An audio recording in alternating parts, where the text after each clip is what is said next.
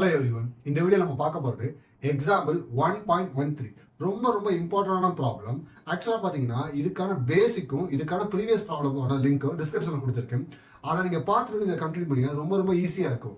வாங்க இப்போ நம்ம ப்ராப்ளம் பார்க்கலாம்.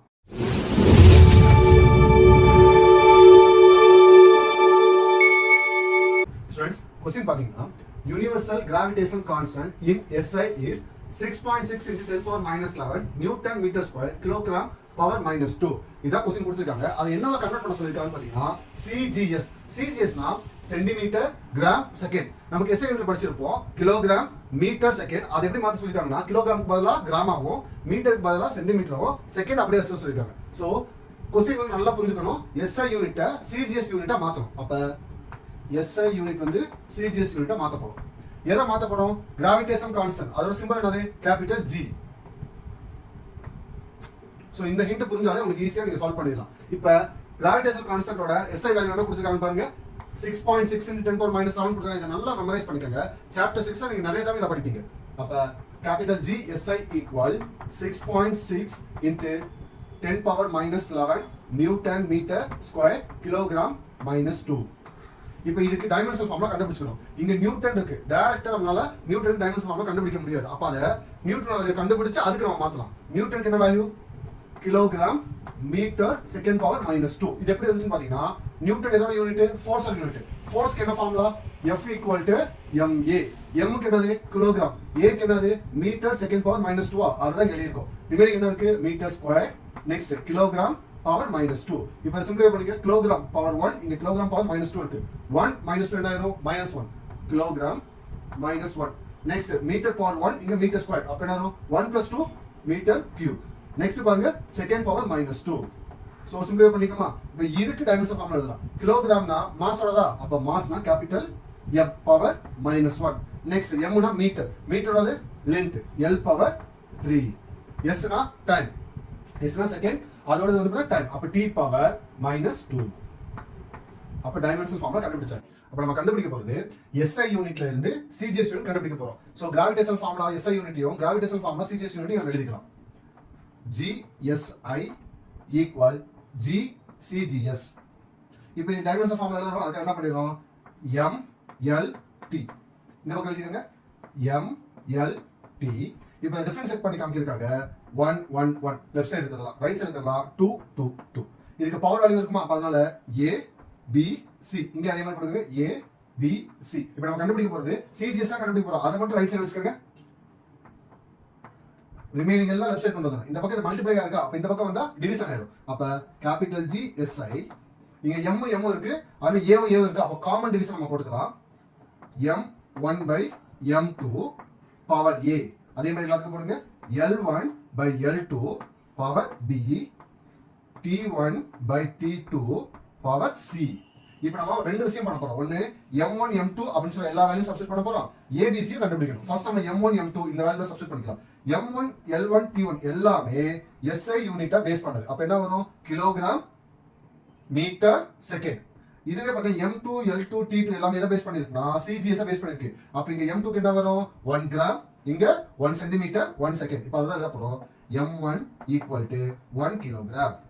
L1 equal to 1 meter. T1 equal 1 second. இப்போ கீழே M2 எழுதுங்க. M2 1 gram. L2 1 centimeter. T2 1 second. இப்போ அப்படியே சப்ஸ்டிட் பண்ணுங்க. இப்போ நம்ம இதெல்லாம் கண்டுபிடிக்கணும். என்னோட கண்ணு எடுக்க ஜஸ்ட் லெஃப்ட் சைடு இத ரைட் சைடு எழுதிக்கிறேன். G CGS equal GSI. So M1 M2 கேர்ஃபுல்லா எழுதுங்க. 1 kilogram by 1 gram whole power A. அதே மாதிரி 1 meter by 1 centimeter whole power B. 1 second by 1 second whole power C.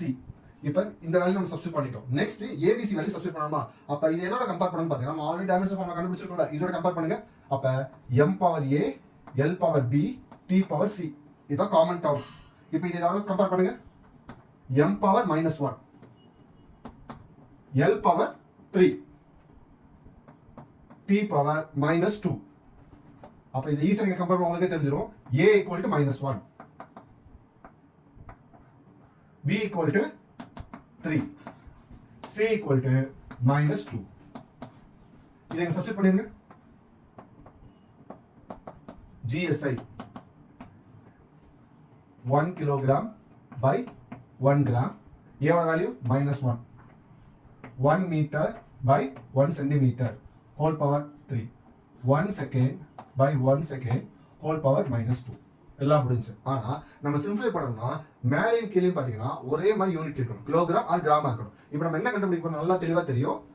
CGS தான். CGS எல்லாமே பாத்தீங்கன்னா gram centimetre second தானே. அப்ப நம்ம எல்லாத்தையும் அந்த பேஸ் பண்ணி தான் நம்ம கன்வெர்ட் பண்ணணும். அப்ப பாருங்க GSI 1 kilogram is equal to 1000 gram. அப்ப எப்படி எழுதலாம்? 10 power 3 gram by 1 gram whole power -1.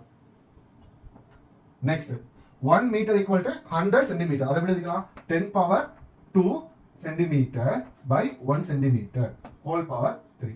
இங்க 1 second இருக்கு. ரெண்டும் கேன்சல் ஆயிட்டா 1 whole power -2. இப்போ அடுத்து பாத்தீங்கன்னா நமக்கு ஆல்ரெடி வந்து பாத்தீங்கன்னா GSI அந்த வேல்யூ தெரியுங்களா? அதோட வேல்யூ சப்ஸ்டிட் பண்ணுங்க.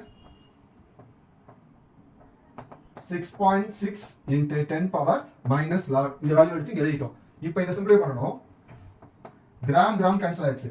10 power 3 whole power -1. 3 into -1 என்ன வரும்? -3. அப்ப 10 power -3.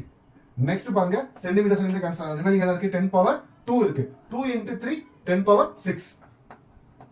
இங்க என்ன பாருங்க 1 power எது எனி வந்தாலும் ஒண்ணு தானே. அப்ப அப்படியே விட்டுருங்க. ரிமைனிங் பாருங்க 6.6 into 10 power -11 into இங்க பாருங்க -3 into 10 power 6 இருக்கு. இப்போ சிம்பிளை பண்ணா என்ன வரும்? -3 plus 6. அப்ப +3. இதை சிம்பிளை பண்ணுங்க. 6.6 into -11 plus 3. அப்ப 10 power -8. நம்ம வேல்யூ கண்டுபிடிச்சிட்டோம். ஆனா யூனிட் எழுதணும்ல. இப்போ எக்ஸாம்பிள் SI யூனிட் வந்து பாத்தீங்கன்னா ஃபோர்ஸ் யூனிட் நியூட்டன். அப்ப நம்ம CGSல ஃபோர்ஸ்க்கு என்ன யூனிட் பாத்தீங்கன்னா டைனி. DYNE. சோ அதை எழுதிட்டோமா? நெக்ஸ்ட் பாருங்க இங்க மீட்டர் இருக்கு. அப்ப CGS என்ன வரும்? Centimetre square. நெக்ஸ்ட் இங்க கிலோகிராம் இருக்கு. அப்ப இங்க என்ன வரும்? Gram power -2. சோ ஆன்சர் முடிஞ்சு. ஸ்டூடண்ட்ஸ் இந்த ப்ராப்ளம் நீங்க பண்ண காமன் மிஸ்டேக்ஸ் பார்த்தலாம். ஃபர்ஸ்ட் மிஸ்டேக் பாத்தீங்கன்னா இந்த டைமென்ஷனல் ஃபார்முலா நீங்க கன்வெர்ட் பண்ணாமே போயிருவீங்க. சோ இதை நீங்க கன்வெர்ட் பண்ணாதான் ABC வேல்யூ நீங்க கண்டுபிடிக்க முடியும். செகண்ட் திங் பாத்தீங்கன்னா இந்த M1 M2 எழுதும் போது நிறைய பேர் மிஸ்டேக் பண்ணிடுவாங்க. அதுவும் மார்க் எழுதிடுவாங்க. மேல M2 போட்டு கீழே M1 போட்டு எழுதிடுவாங்க. சோ அதை நீங்க பண்ணாதீங்க. கொஸ்டினை நல்லா புரிஞ்சுக்கங்க. என்ன கேட்டிருக்காங்க, என்ன கொடுத்திருக்காங்க, நீங்க என்ன கண்டுபிடிக்க போறீங்க, அதுக்கு தகுந்த மாதிரி நீங்க ஸ்டெப்பா கரெக்டா பண்ணுங்க. மூணாவது மிஸ்டேக் வந்து பாத்தீங்கன்னா இங்க நீங்க கன்வெர்ட் பண்ணும்போது 1 kilogram equal to 1000 gram. அது எப்படி இருக்கு? 10 power 3 இருக்கீங்களா? நிறைய பேர் அவசரத்துல 10 power -3 10 power -2 போட்டுருவாங்க. சோ இந்த இடத்துல நீங்க கொஞ்சம் கேர்ஃபுல்லா டீல் பண்ணுங்க.